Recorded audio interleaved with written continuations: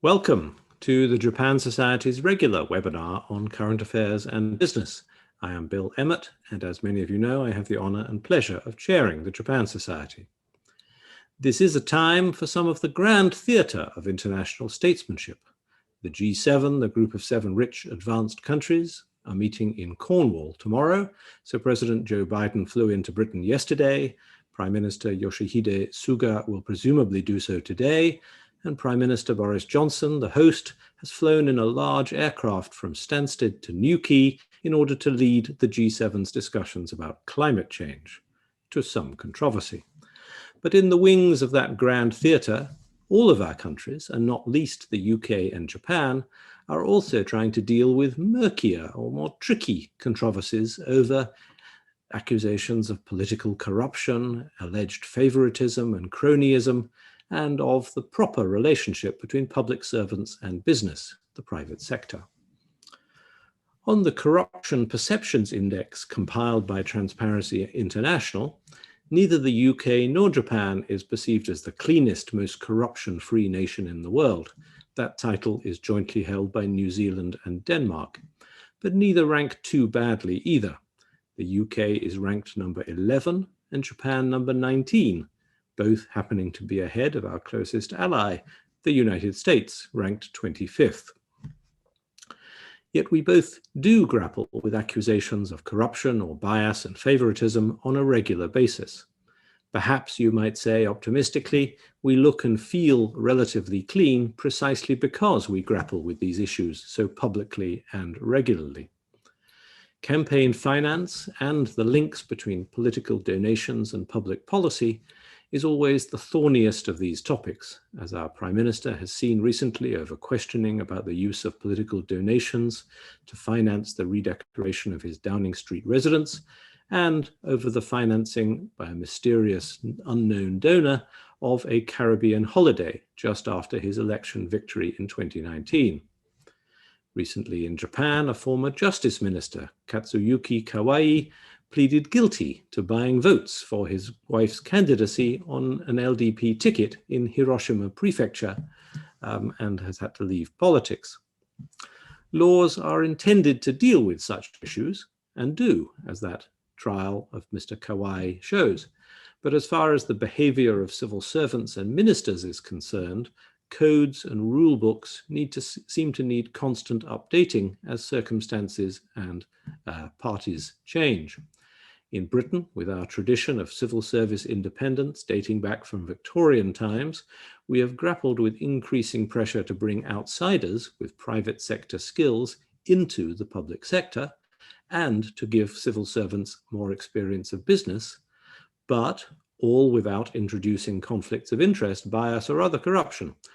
The Greensill Capital case recently, involving David Cameron, as well as senior civil servants, gave us a taste of both of those questions surrounding the behavior of former prime ministers and that of top civil servants. And in Japan, the term amakudari tells us that life in the bureaucracy has been considered heavenly, but when descending or departing from it on retirement into private sector roles, accusations of non-heavenly behavior and bias, regulatory capture, have been rife. So how to make sense of this and how to navigate such shark-infested waters? What should our perceptions be about our own systems of government? Those are the questions before this webinar, and we have 2 speakers who are terrifically well qualified to guide and enlighten us.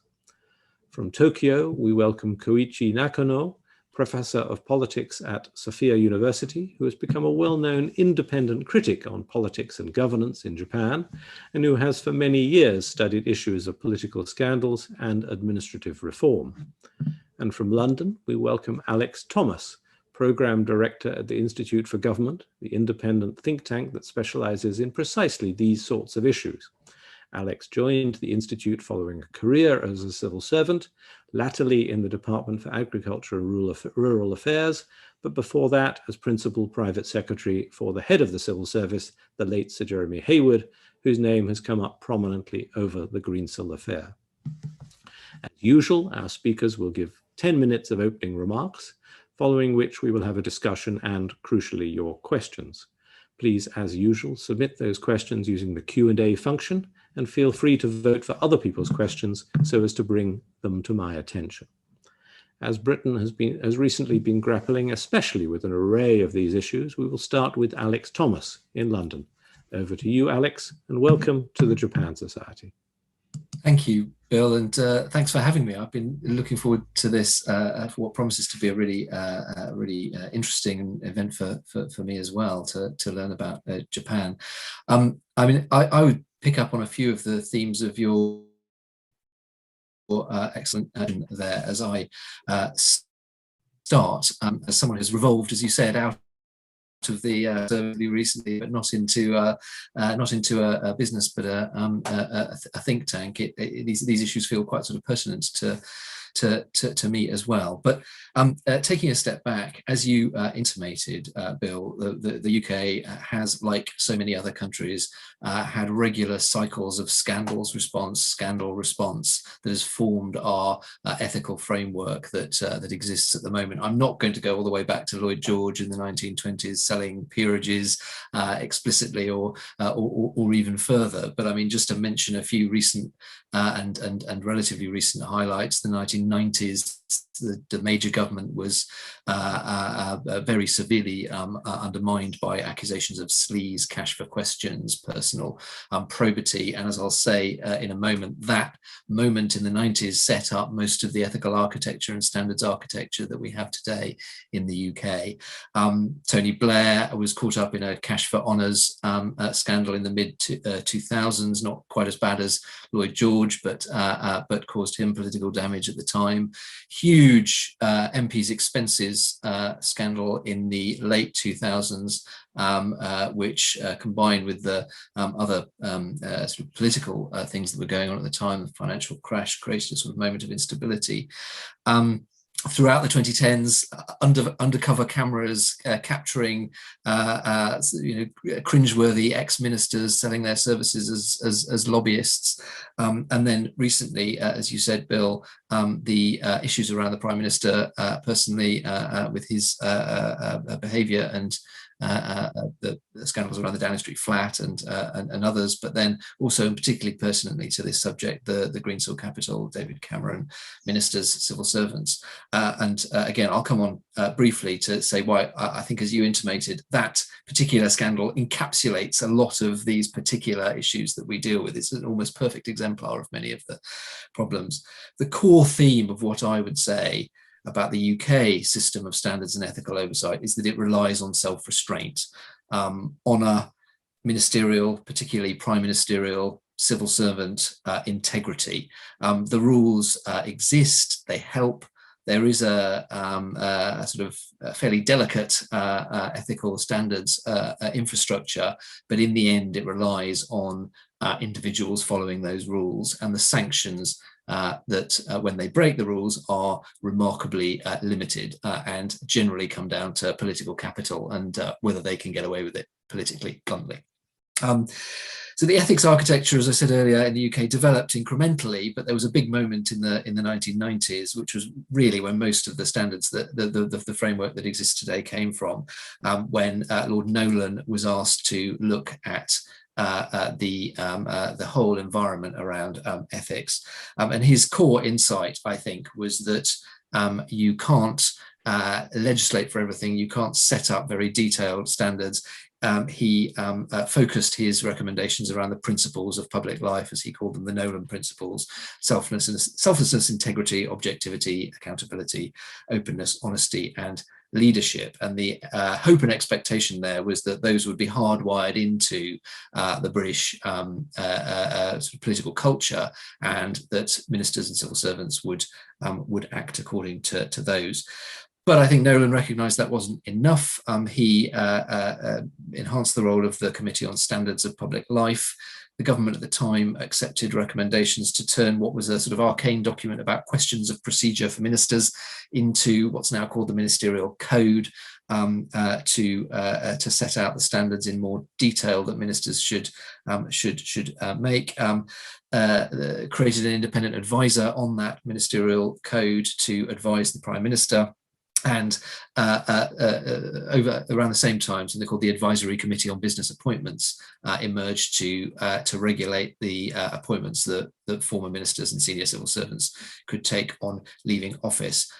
All well and good, but none of that really changed the fundamental self-restraint and honour-based system that exists, exemplified by the fact that the arbiter of the Ministerial Code, perhaps inevitably, is the Prime Minister himself. The body's not terribly effective. My sort of slightly glib summary of that is if you want to comply with the rules, they work fine, because they can hold you up a little bit and trip you up sometimes. But basically, if you want to comply, the rules work.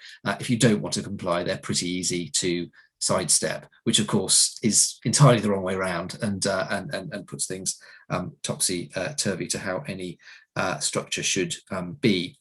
The two areas, as you touched on, Bill, of recent controversy around, and I won't labour this one because we're talking about revolving doors, but we can come on to it if others are interested, is around the Ministerial Code.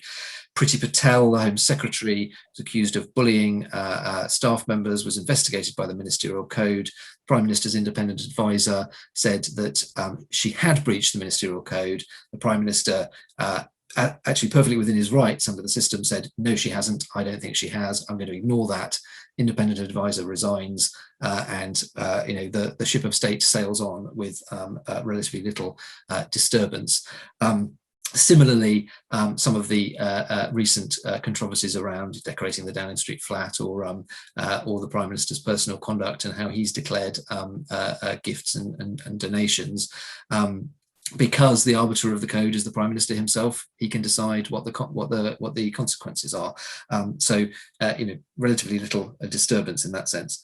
A moment then on David Cameron and the Greensill scandal. I won't go over all the details of that either, but it does, as I said, it really exemplifies some of the tensions and gaps in our system. For those who have access to government and how they're brought in, as you mentioned, Bill, Jeremy Hayward, the most senior civil servant at the time, brought in Lex Greensill to government.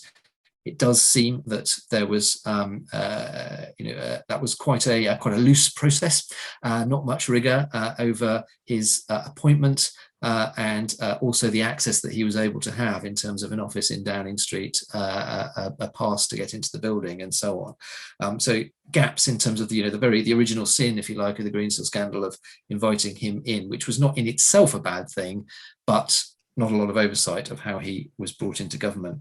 Then to what extent people coming in from outside can leverage their government position for their own benefit. It's pretty clear now, I think, that Lex Greensill, again, not seemingly breaking any rules, then leveraged his access to the Prime Minister at the time and senior civil servants to help build his business, Greensill Capital. In one sense, fair enough, but there's something leaves a sort of slightly nasty taste in the mouth if you're able to do that too easily and too readily. Then what jobs civil servants, ministers and special advisors should be able to do while they're serving. One of the most surprising aspects to me of the Greensill affair was that the head of government procurement, Bill Crothers, could be employed by the civil service and by Greensill Capital at the same time. Okay, he was on his way out, it was part of an exit deal, and it was a relatively short period. But that to me points about there's a weakness in the jobs that senior officials can do at the same time as they're serving, that puts them in a position of conflict. I also think the civil service is not as open or clear about managing those conflicts of interest as it should be. But then also what jobs ministers and civil servants can do on exiting government. David Cameron waited the requisite amount of time before becoming employed by Greensill Capital, but Bill Crothers was able to move straight into it. But even then, that didn't prevent some of these conflicts. And then finally, who ministers and civil servants should be able to lobby once they've left office. And again, David Cameron waited the amount of time, but was then Greensill Capital got good value for money, I think, out of David Cameron, given how assiduous he was in lobbying serving ministers and civil servants at the time. So what finally and very briefly, what what to do about it. And I think it's important when we think about, you touched on this, Bill, I think, but when we think about tightening these rules, not to throw the baby out with the bathwater, it is incredibly important. I saw it myself as a civil servant that that there is able to be a transfer between the commercial and private sectors and the civil service. The civil service is better, and ministers are better equipped to make good decisions because of that broader expertise. We saw that, for example, in the collapse of Carillion, the outsourcing firm. The government response was better. So it is a really difficult balance, but there are certain things that I think, and we at the IFG have proposed. Rules for current ministers, the independent advisor on ministerial interests should be strengthened. The Ministerial Code and his or her role should be put on a statutory basis. That doesn't mean writing it all out in legislation, but underpinning it with statutes to reinforce the formality of the role. He or she should be subject to a more rigorous pre-appointment hearing to give them a bit of independent status and authority, and to give Parliament a voice in their appointment. And the advisor should be able to initiate their own investigations and to publish their findings, and arguably to reach their own sort of public conclusion over whether the Ministerial Code was broken, even if the final decision on dismissal or appointment should be with the Prime Minister. We also think there should be a broader range of sanctions for breaches of the Ministerial Code, and more disclosure of meetings. For current civil servants, much more robust regime of declaring all interests. If you have a separate interest as a senior civil servant, the senior civil service should declare those, should be published, should be publicly available. And as I mentioned earlier, conflicts of interest should be much more actively managed and published, rather than being sort of held tightly internally within departments and with permanent secretaries and other officials. And then for former prime ministers and civil servants, increase the amount of time before you can lobby government, particularly for the most senior ministers. It's generally 2 years. That should go up to something more like 5 years. Put the Advisory Committee on Business Appointments on a statutory footing, give it more authority and powers, and give it some more powers to sanction ministers and civil servants who break its rules. That's really tricky because they're no longer in the government employ, but building into the contracts that civil servants and so on sign, that there is a kind of reach for breaches of those rules. I don't think by any means that those changes would mean that scandals won't happen. There is a case, for a more thoroughgoing look at all of these rules, but within the architecture of the system, those things would help and will be part of a kind of incremental building on the standards regime that we've got. You're never going to get away, I don't think, though, from that fundamental sort of integrity and culture, self-restraint point that I mentioned. So thanks for that. I hope I've gone slightly over, but really looking forward to the discussion. Many thanks, Alex. That's been very clear and comprehensive. And as you say, there are issues about how can you really legislate for it, but also the honor basis.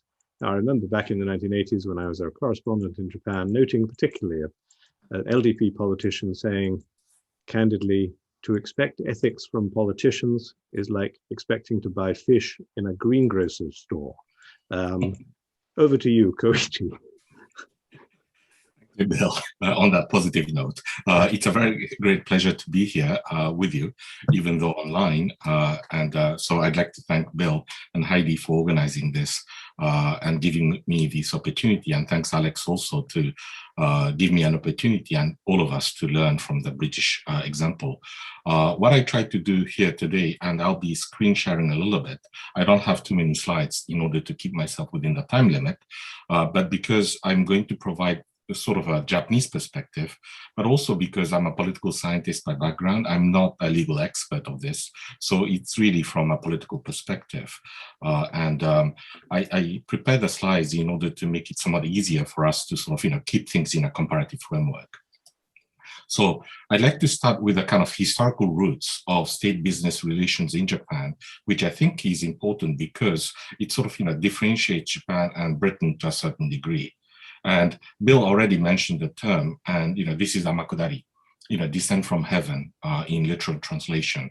And this is based on this very sort of important fact, and particularly important in comparing Japan and Britain, Because Britain, you have a country that was an early modernizer, ahead of the flock in terms of industrial revolution and going into the empire and building a modern state and capitalism. Whereas Japan is a late joiner in the game, starting only in the second half of the 19th century, but jumping ahead very fast in the early 20th century. So Japan is a sort of a notable example of state-led modernization of a late developing country. And what that meant was that the state played a very prominent role, and we even have, sort of an expression for that, Kanso Minpi, meaning revere the official dam and despise the people. And this is, of course, in a stark contrast to a more liberal and more, if you like, quote unquote, spontaneous growth of modernity in the British case, and in a more sort of level relationship between the state and business. In the Japanese case, it's clear and unambiguous. The state takes precedence over business. And even though things have changed, and I'll touch upon that in my second slide, there is still that historical roots. The other thing that I want to note before we move further is that even though we talk about state-led modernization in Japan, Japan never really had a gigantic big government. It's a government that is maintained relatively cheaply and per capita not particularly large. And so what the state was able to do is to gain the moral and normative authority over the society.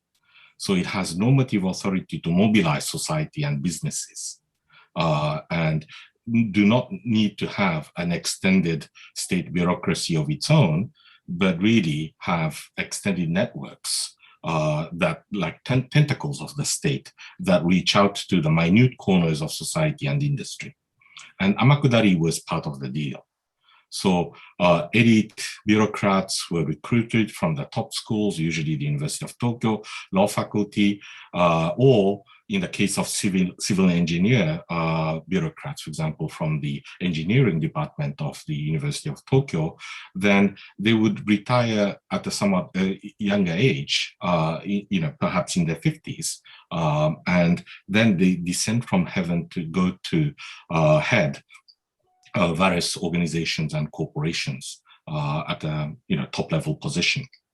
And so revolving door is a phrase that, of course, can be used in Britain and is also being used more generically, and of course, in America particularly.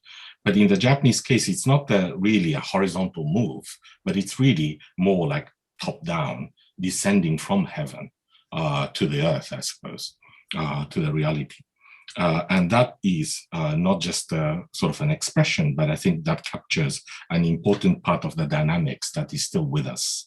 The other thing that I would like to touch upon is that, even in the post-war, so it's not just about Meiji Japan, but even in the post-war period, after Japan became a liberal democracy, mainstream conservatism has been a combination of what's called developmentalism, Chalmers Johnson being the most famous scholar of this developmental state, the bureaucrats, essentially leading and guiding Japan Inc.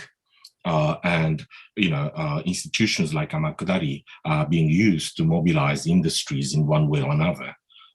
Some would even argue that Japan was the most successful, maybe the only successful socialist economy. Of course, that is an exaggeration, but that captured a certain reality. At the same time, when it comes to the less competitive industries and less competitive businesses, they would normally rely upon clientelistic network with the politicians. So this is also why Chalmers Johnson, noted at some certain point, in a way exaggerating that in Japan, bureaucrats rule and politicians reign. Well, they don't just reign, but they actually sort of, play a different role.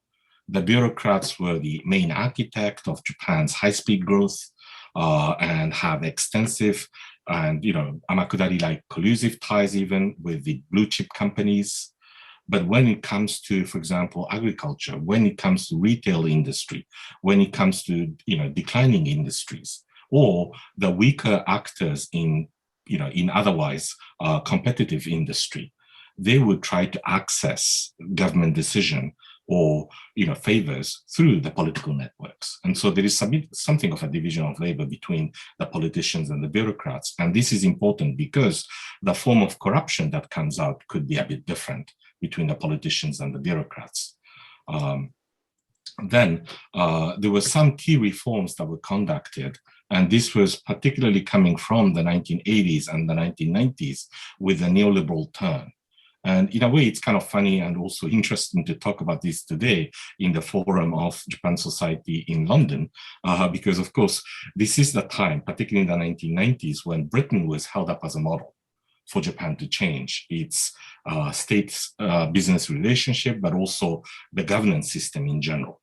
The British two-party system, single-party government, manifesto-based elections, these were held as examples of a parliamentary democracy that Japan should imitate. This was also the time when Japan was preached by international community to try to get out of this developmentalist mode and to become a freer economy and open up the markets and allow for more competition domestically as well as internationally. So in terms of the political reform first, in terms of the forms of corruption that were often taking the form of clientelist networks, you had what's called policy tribes, zoku politicians. So politicians with special interest in rice farming, for example, or special interest in banking. And they will be mobilized by the ministry and by the industry to fight the political battles. And there were also factions, patron-client relationship between the political boss and the followers, bringing in votes and money in exchange for patronage.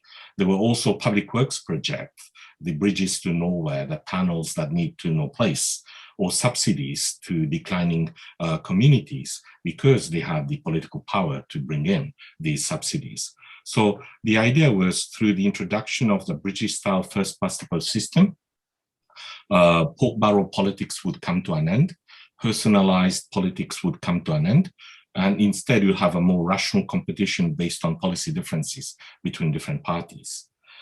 Because of course, prior to the introduction of the first-past-the-post system, Japan had a multi-member district system, and the ruling LDP would field more than one candidate in the same constituency, therefore negating the policy differences between the rival candidates. And this was a hotbed for factional politics and zoku policy tribe phenomenon. There was also a revision of campaign finance law. And this is a bit of a divergence from the British model, more based on European continental model. But public subsidies to political parties began in 1994. And the idea at the time was to eliminate gradually corporate donations to political parties and politicians, or trade unions' contribution to the political funds. Well, the politicians are known to be grabby, and so they first got the public subsidies and then they forgot about banning corporate donations. So in the end, now they are tax subsidized and they get also money from the corporations. Administrative reform, so the main problems were seen as amakudari, also administrative guidance, opaque guidance given by the government ministries to the businesses that are not strictly based on laws, but sort of extra legal guidance that was given and that was taken by the businesses as binding. There were also a set of para-state organizations, something like quangos or semi-public organizations that were mainly there in order to provide cushy retirement positions to top bureaucrats for no particular reason. Or also industry associations often also employed retired bureaucrats. And in a way, that was also a way for the whole of the industry to get access to policy decision-making by giving these favors to the bureaucrats. So in order to remedy these problems, privatization was conducted, of course, taking a cue from Margaret Thatcher. It started in Japan in the mid-1980s. Then there was also sort of British-style next steps agencyfication that was conducted, although in nature, it ended up quite different. There were also deregulation attempts and also probably more relevant to the topic today, National Public Service Ethics Law and Code that was mainly instituted in 2000 and then followed by regulations on re-employment that was strengthened in 2007-2008. these measures were supposed to, of course, contain or remedy some of the illnesses that the Japanese political system was exhibiting. But as Alex noted in the Japanese case too, it never really, goes very far. And this is my last slide. So reforms never really go very far, and for the reasons that Alex exactly mentioned. It's basically the same thing. You have to rely on the honesty, you have to rely on self-restraint or also self-reporting, and of course the bureaucracy policing themselves in principle, or the politicians policing themselves in principle. And I would also add here another sort of stark difference between the British case and the Japanese case, in addition to what I mentioned already in terms of the lopsided relationship between the state and business in Japan that is implied, but it's also to do with here the lack of political competition in Japan. When you talk about the government, you talk about the LDP government in Japan. And in fact, you can even trace back the roots of the LDP in 1955. At the very early years, LDP was little more than a political arm of the bureaucracy. And so, of course, LDP has become more autonomous, and in some ways, it now controls the bureaucracy much more. But, the fact remains that the LDP and the bureaucracy are in a very cozy relationship with one another in normal times. And alternation in power rarely ever happens. So what that means is that reforms are conducted by the LDP reluctantly, and the timing that I mentioned earlier in the earlier slide, going back a little bit, in 2000, this was the time of, I think, Mori government, when the LDP was becoming hugely less popular again. And because of these scandals of what was called excessive entertainment, kajo settai, I've never been excessively entertained, so I look forward to one day being excessively entertained.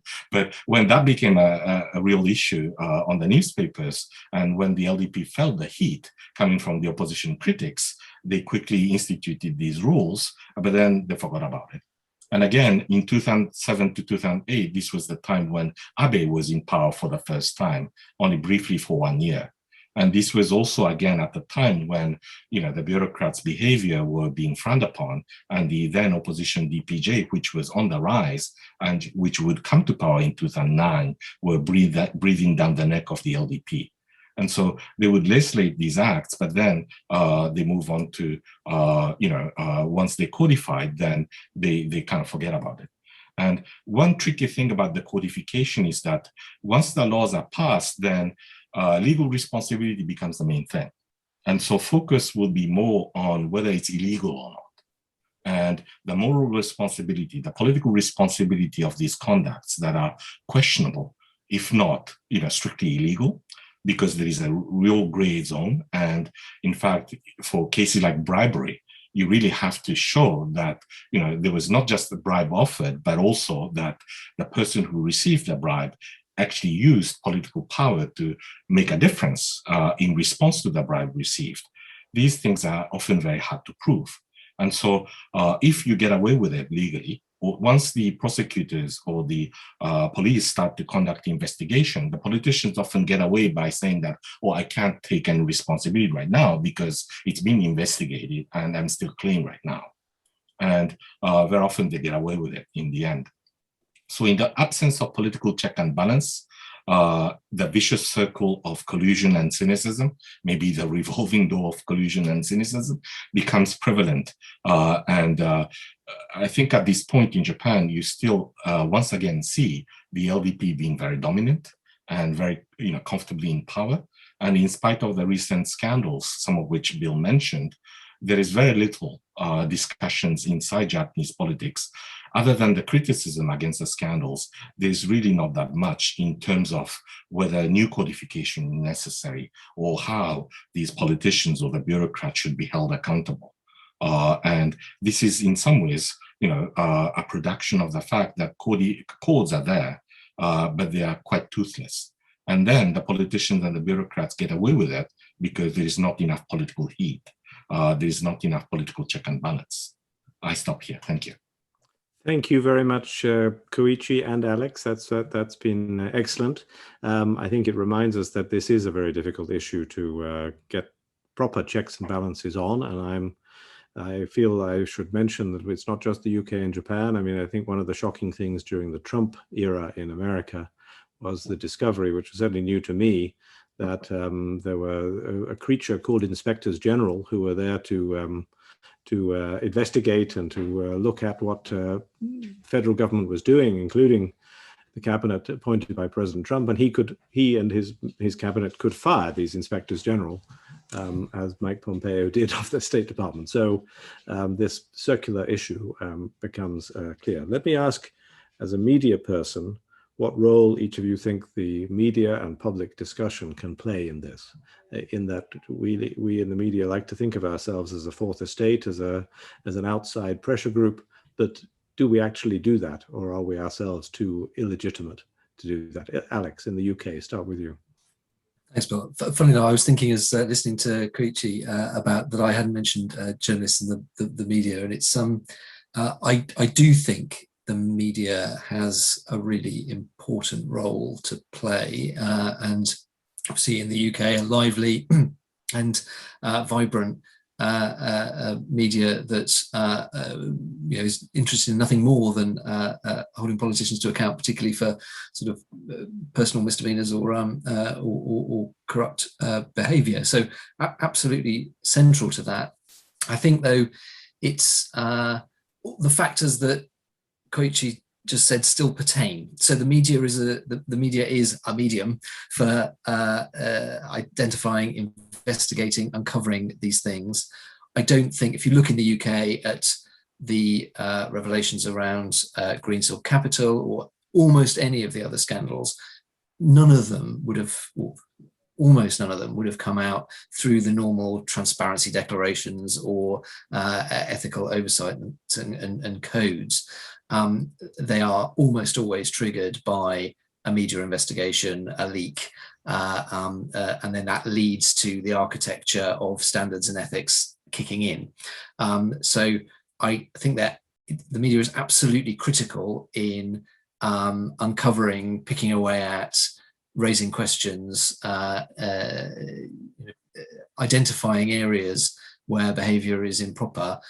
And it's a necessary condition, but not a sufficient one, because you then need the political context and consequences that Koichi was talking about. So, and then as an example of that, I suppose a good case study would be the 2008-9 MP's expenses scandal in the UK. That was obviously a leaked disc, went to the Daily Telegraph. The Telegraph made a huge correctly made a huge point and a huge story around that, but it was the political consequences and the sort of ethical standards were then about the fact that David Cameron was probably more adept as leader of the opposition in responding to it than the Prime Minister Gordon Brown at the time, and the government suffered the consequences of it. So it was in the end a sort of political act that got purchased on the system, but that wouldn't have happened without that media involvement. Koichi, how does that work in Japan? As Alex is saying, as you said, the question is what are the political consequences? Can you just brazen these things out, as often Prime Minister Abe succeeded in doing? Or what makes the difference that means that the media and media exposure can make a difference? Yes. Well, of course, Japan doesn't have enough of journalists like you, Bill, and it tends to be a rather more meek profession in general terms, and government announcement usually grabs the headline rather than something that was being investigated by the reporters themselves. Having said that, I guess when you look at the scandals when they do come out, that are usually coming, well, in recent years, you can actually, take a look and say that, of course, one route in which scandals are exposed, and that was the case of Moritomo scandal, the nationalist school that was a personal friend of Mr. Abe and Mrs. Abe, that got some favorable deals in the purchasing national land. And in that case, these were local reporters in Osaka, and both in Asahi and NHK, who were doing serious groundwork. And actually, back in the 1980s, the recruit scandal that really shook, the political administrative world was also uncovered by the local Kawasaki bureau of the Asahi newspaper when they were looking at shady deals on the local level, which then led to, so it was a bit of a Watergate scandal in the Japanese way, the local reporters uncovering something that was going to be very big without their knowledge. So that's one route. But more recently, I guess you really do get the impression that the scandals, to the extent to which that are exposed, like the ones with Suga's son or the dining and wining of the Ministry of Internal Affairs and Communications, they are often leaked to Bunshun, the weekly magazine. So this is to do with the peculiarity of Japanese media scene. The media in Japan, as of course many of you know, is very much sort of like cartel-like. Asahi newspaper is not just owning the newspaper. It has, shares in the television Asahi. It has publication businesses. It has a weekly magazine. And so it's a media empire that also has some stake in radio and so forth. And they tend to be more easily compromised because of the license that is involved with the TV broadcasting rights, for example. And, in that sense, they are more under control. But Bunshun is just a publishing house. And so it doesn't really have any supervising ministry, that is monitoring it. And so I suppose, in these cases, in the recent scandals, almost all of them come out of Bunshun. And I think this is to do with infighting within the LDP. Particularly after Abe stepped down, people who are jockeying for positions, are you going to have more influence? Are you going to be able to be the next kingmaker after Suga? Then they are leaking information. They are kind of mudslinging, and they go to Bunshun because it's a conservative magazine. The other one is Akahata, the Communist Party newspaper, red flag, quite literally. And the Sakura Milkai, the cherry blossom viewing party that was, public expenses essentially used by Prime Minister Abe to bring in his supporters and the friends of the LDP at taxpayers' expense against the campaign finance rules and whatnot. That was, a scoop that Akahata got. And so, it is kind of in some ways putting the national reporters of major newspapers to shame that they are not really being trusted with the, leaks, and they can't really quite get the scandals. And I think it's to do with the fact that, again, even the mainstream media were more combative, more courageous when the DPJ was on the rise. Because they felt like they could be an alternative power in government, and therefore they were less afraid of offending power. But now they realize that the LDP may be the only game in town for the foreseeable future, and therefore they tend to be rather more quiet. Interesting. Now, and Alex can think about whether is that other tour is the only game in town as far as the media is concerned. But I'm going to move on to a question about you said, Alex, about certain parts of your recommendation about putting into statute some of the, if you like, codes and honor issues, which also implies setting up an independent authority of some sort to deal with that statute. Christopher Foy has asked or stated with the question, is it not the case that unless there is a fiercely independent authority to initiate consideration of behavior of ministers and officials against binding codes, and that lying is prima facie always a breach, there's no chance of turning back the tide of corruption that flows relentlessly in favor of the current elites? So is the independent authority with some statutory power the only hope? And what hope is there of getting that independent authority, given that it's Parliament and the Prime Minister, essentially you have to initiate this? And I think you mentioned Parliament there, and Parliament is the key. I think it's very, when I talked about giving a statutory underpinning to some of this, I think it's very difficult to see that you could put into statute. And I think for the reasons that Koichi said about once something becomes law or legal, it's okay if you didn't break the law. So I would be nervous about putting too much detail into legislation. But I think there is a model in the UK system where an independent authority is underpinned by statute. They have to exist in statute, and some of the values or their independence or their kind of structure is set out in statute, but the specific codes and standards that they set are more flexible.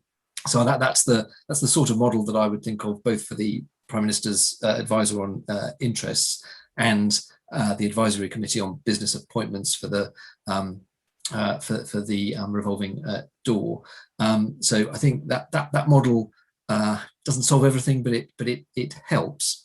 I think, but I think the answer then has to come back to Parliament as an overseer of ethical standards, which brings us back to the theme of a lot of this discussion about politics and whether something is contested politically. Because the problem, I think, if you have Christopher Geidt, Lord Geidt, who is now the Prime Minister's independent advisor, if you set him up as too sort of oppositional to the Prime Minister, and imagine the scenario where Christopher Geidt says, Prime Minister, one of your ministers has lied, or you have lied, you've broken the Ministerial Code, you've got to go.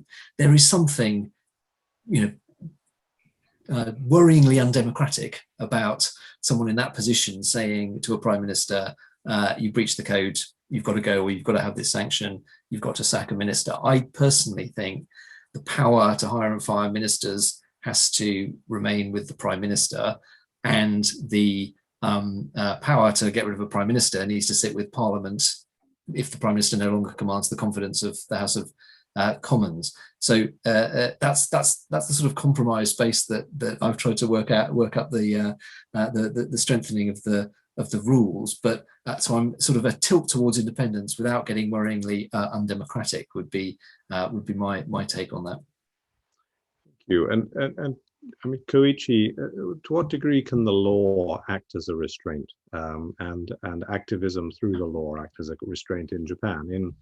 I mention it partly because in Britain, one group that is an activist group that's seeking to use the law in this way is a group called the Good Law Project, who have raised money from, in a way, public donations, I mean, crowdfunding, to bring a series of lawsuits against the government, particularly over public procurement issues during the pandemic, and whether or not there was favoritism or not, or whether procedures were properly proceed or not. Now, what its ultimate success will be, we'll wait to see, but that's an option being used in the British system, partly with media backing, if you like. I mean, the strength of it in the media is part of its role. What's the scope for that in Japan and under current law? Yes, no, I think there's far more we can do and we should do in terms of open government. The information disclosure. There were, of course, legislation in the 1990s, and there have been some efforts at the time when exactly these discussions were taking place, when the LDP's hold on power was weakened, that more liberal leaning politicians came to the fore and pushed through open government legislation. And even though it is in place, since then there's been a lot of sort of backrolling, and there's been efforts to on the part of the bureaucracy to, sometimes we talk about what's called noribento. I don't know, it's the kind of seaweed that we eat, like around sushi, right? And so it's so blackened when the public document is released that you can't actually read anything. It looks like a bento box with seaweed on top of it. But the government gets away with it. I mean, people are upset to see that is all we get, and but they come up with some excuse, and they are making their own judgment and say that, look, well, these are sensitive information that include private names, and so we can release it or whatnot, security reasons, and they get away with it. And I think that is not tolerable. And so I think at the very least we can do that. And in relation to what Alex said earlier, this is an interesting point. There was also an effort on the part of the politicians of some sort to try to strengthen the power of the Diet or the Parliament in terms of oversight of the executive. And this is something that is sort of, kind of interesting. I remember a conversation I once had on welfare state, and somebody from Sweden, shouted that Sweden is a country, it's not a model. And, there's a good point there. And, when Japan modeled itself after Britain and in introducing sort of, strong prime ministerial leadership, they really should have done a more comprehensive understanding of the changes that were also afoot in Britain, like the institution of the Select Committee in 1979, or the subsequent reforms of the Parliament and the independent inquiries that have become more standard and so forth, or the Prime Minister's losing the power to dissolve the Parliament as he or she sees fit. These reforms in Britain have never really been fully introduced or studied in Japan, and Japan ended up with a grossly exaggerated executive dominance. And earlier discussion that did exist in the 1990s of giving more power and more resources to the parliament to screen what the government is doing has been thrown sideways. And that is, I think, an important theme that we should be revisiting. Thank you. And Alex, Martin Barrow has asked a question which is partly what you were just saying, but let me just see if there's anything further you should say. He said, a challenge in both countries is the problem of bulky, complicated rules and regulation, which lead to the danger of, as he calls it, comfort in complexity, and they're not anyway read or understood. Of course, we need rules to prevent corruption, but the key is to keep the rules clear and short so that everybody understands and observes them. Now, where your comments that understanding them is one thing, observing them is something else to do with the honor system, perhaps applies here. But how far can this go, really, toward the principles-based method of ethical control? Yes, I think it's a really good question, and it's really hard to I think we can all, in principle, simple, clear, short, principle-based rules, great. And I think I've changed my mind a little bit on this over the last few years, which is that you can, in an idealized world, you set up something that is principles-based. I think the Nolan principles are good principles, but if you don't have some specifics that underlie those, then it is very easy, as we're seeing at the moment in the UK, to slide off those principles. I mean, there's the sort of Boris Johnson question at the moment about whether the Ministerial Code was or wasn't broken, but keep coming back to it, but to the expenses scandal, where it was pretty clear that actually what most MPs, what those MPs were doing who got into trouble, they were breaking the rules because there was a catch-all: don't bring Parliament into disrepute, don't do anything that contravenes integrity. I can't remember the precise language, but and of course they all had done something that brought Parliament into disrepute, but the rules just slid off them. So I think I've become a bit more skeptical about a sort of idealized, simple principles based with some very simple rules.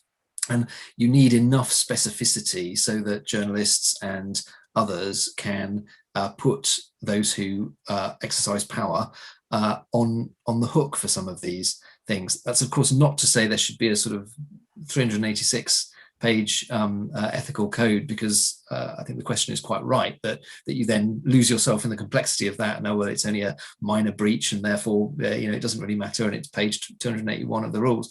So there's a balance. I don't think there's an easy answer to it.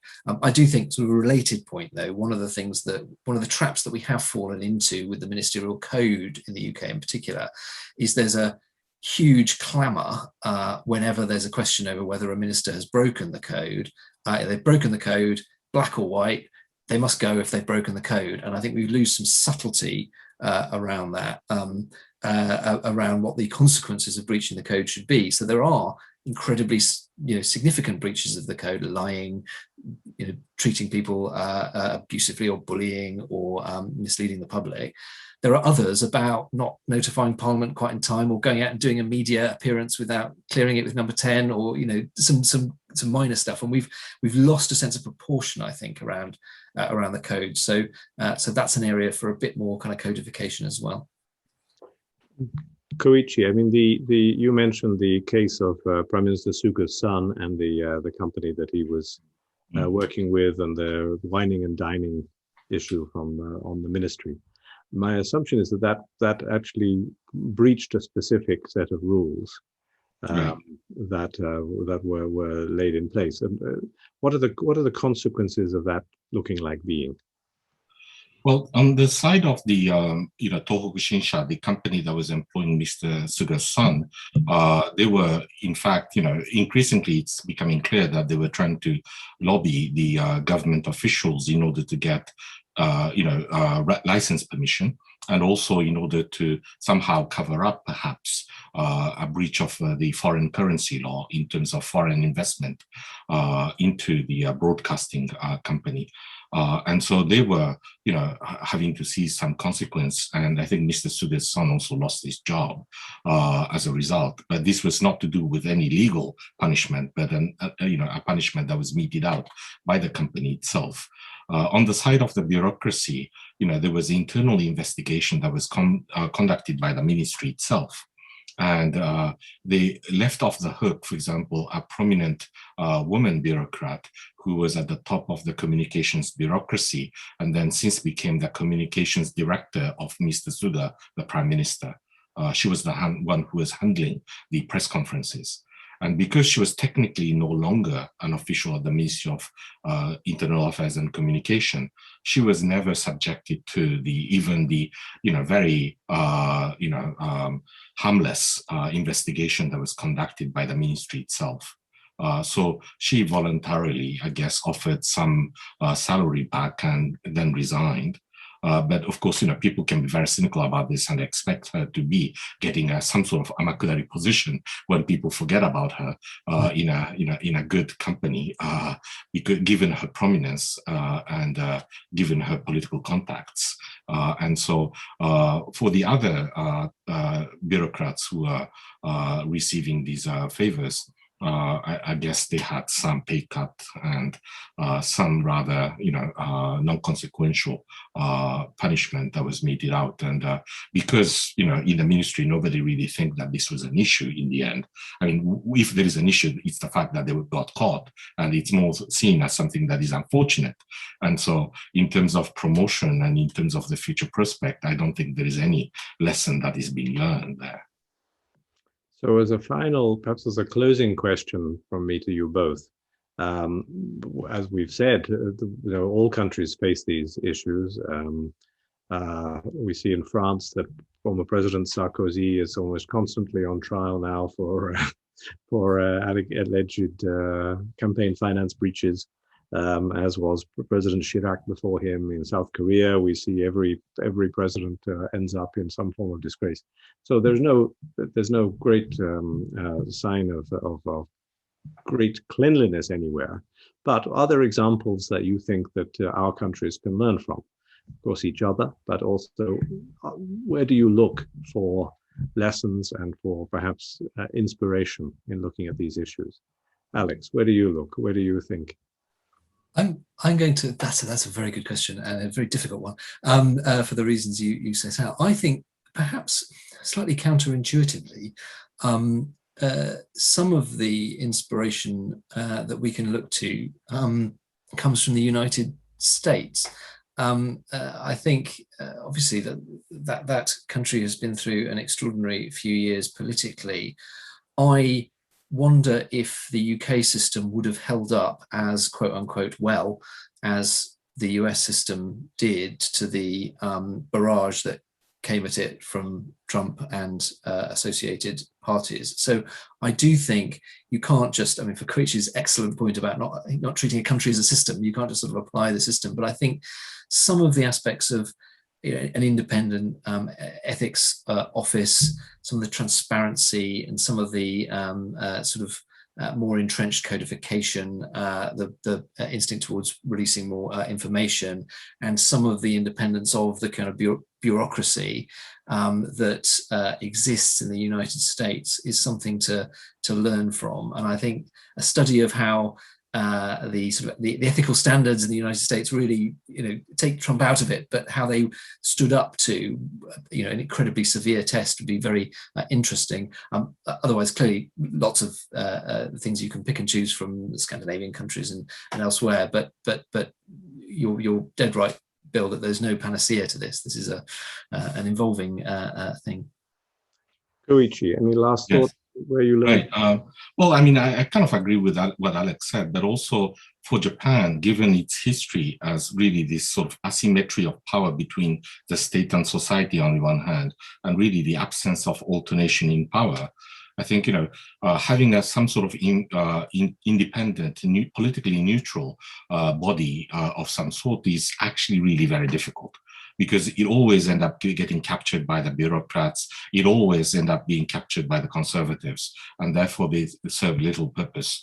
And so from my perspective, it's not any concrete model, but it's really more to do with the fact that, you know, there has to be more transparency. There has to be more open government, because the fundamental asymmetry of the state being able to keep the people so much in the dark is really a fundamental issue.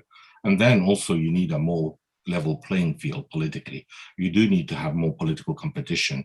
You do need to have, you know, regular or at least occasional change of government. Otherwise, you know, people who get away with, they just get away with. And so, you know, it's a very modest start, but I guess it's also very fundamental and maybe quite tricky for Japan. But I think that's the only way forward.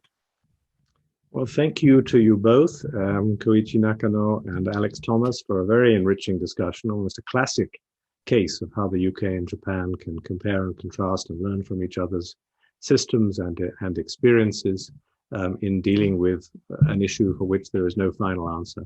And so I thank you for bringing such illumination to the question about both our systems, for sparing time from your busy schedules to be with us today. And I thank also the audience for taking part and for all your support for the Japan Society. I wish you a good evening in Tokyo, Koichi, and a good day in London, Alex, and hope to see you both soon. Thank you very much. Thank you.